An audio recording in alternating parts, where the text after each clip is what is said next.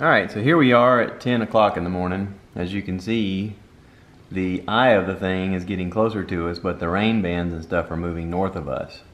Right now it looks like Lumberton and St. Paul and Fayetteville are about to get it the most, and Wilmington. Wilmington's getting it pretty hard. But at 10 o'clock, let's check it out. The wind's blowing pretty hard on the door here.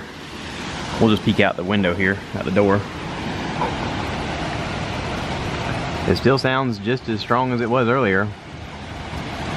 We got standing water in the yard, of course.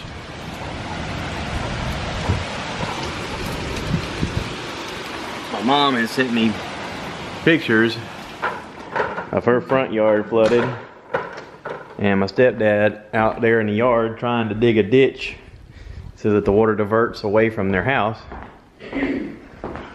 But, you know, they got a house right there at swamp level with a swamp in the backyard. And the water out here is still deep. Oh look, it's coming up in people's yards. Now it comes out to here. And my little 3 trees are hanging on still. Aggravating things. I don't mind these two too much because they want to stand up straight. This one over here is just so close to the house it kind of makes me nervous.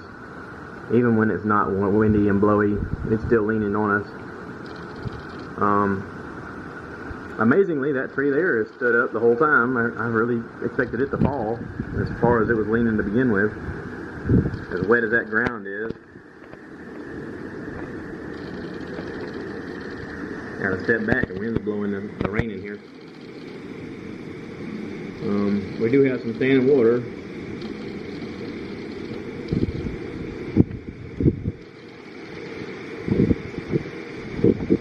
Goodness gracious.